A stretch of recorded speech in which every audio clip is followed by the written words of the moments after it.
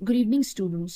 Welcome to my channel, welcome back to my channel. आज हम जिस टॉपिक को कवर करेंगे that is evolution of banking. Banking actually start कैसे हुई? Basically in ancient times banking actually started.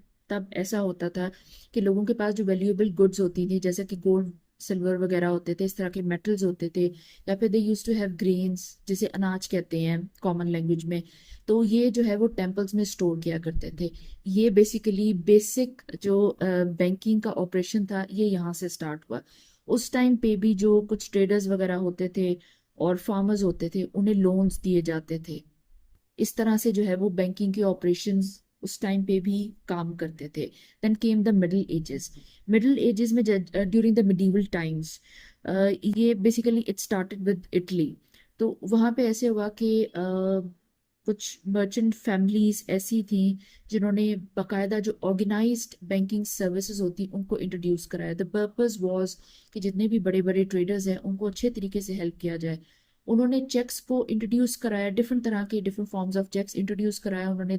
उसका ये पर्पस था कि जो पेपर मनी है वो ट्रेडर्स को कैरी ना करना पड़े, इधर उधर लेके ना जाना पड़े, उनको ट्रांसपोर्टेशन में भी प्रॉब्लम हो। दिस वाज द एक्चुअल और the main purpose. Then came the early modern period. Early modern period में banks actually became more formalized. Specially ये बैंक ऑफ इंग्लैंड जो सेंट्रल बैंक है इंग्लैंड का, ये वहां से स्टार्ट हुआ। तो उसमें ये चीज हुई, इसका पर्पस वाज बेसिकली गवर्नमेंट को हेल्प करना था।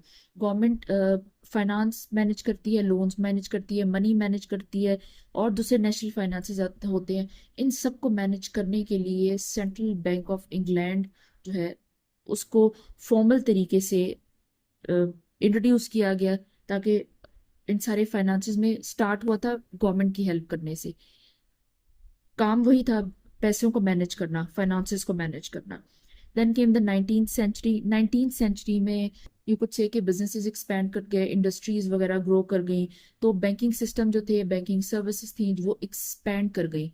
जो ट्रेडर्स थे और दूसरे यू कुड से बड़े बड़े बिजनेसेस थे और दूसरे ऐसे यू कुड से प्रोजेक्ट्स वगैरह थे, उनकी तरफ भी जो है वो बैंकिंग सिस्टम एक्सपेंड कर गया, उनको हेल्प किया, उनके फाइनेंसिस को हेल्प किया, लोन वगैरह देने में हेल्प किया। Central banks also became more important for regulating the national economies. उस वक्त ज्यादातर तो सेंट्रल बैंक से ही काम चलता था। तो सेंट्रल बैंक्स जब ज्यादा फॉर्मलाइज हो गए, उन्होंने यू कुड से उन्होंने अपनी रूट्स को मजीद डीप करना शुरू कर दिया कि और जितने लोग हैं उन्हें फाइनेंसिस की जरूरत है, लोन्स की जरूरत है, फाइनेंस मैनेज करने की जरूरत है, उनके तक उन्होंने अपनी सर्विसेज प्रोवाइड की। डेफिनेटली इससे आपकी इकोनॉमी जो है वो ग्रो करती, चाहे कोई भी कंट्री हो। Then came the 20th century. 20th century में बैंक्स जो है वो ग्लोबली स्प्रेड हो गए, और उसमें बहुत सारी डिफरेंट तरह की टेक्नोलॉजीज जो है वो इंट्रोड्यूस होना शुरू हो गई, लाइक एटीएम है, credit card, debit card, etcetera. तो 20th सेंचुरी में इस तरीके से मजीद जो बैंकिंग सर्विसेज है वो इवॉल्व हो गई। And now it's the 21st century. तो 21st सेंचुरी में we have digital banking, online banking, mobile banking, fintech companies हैं हमारे पास जो कि आपको केपेबल बना चुकी हैं कि आप कभी भी कहीं से भी जो है वो अपने फाइनेंसिस को मैनेज कर सकते हैं, अपने मनी को कंट्रोल कर सकते हैं, फाइनेंशियल ट्रांजैक्शंस कर सकते हैं। जो मनी को हैंडल करना है, उसको कैरी करना है, वो जो बहुत बड़ा चैलेंज था, it has been resolve completely.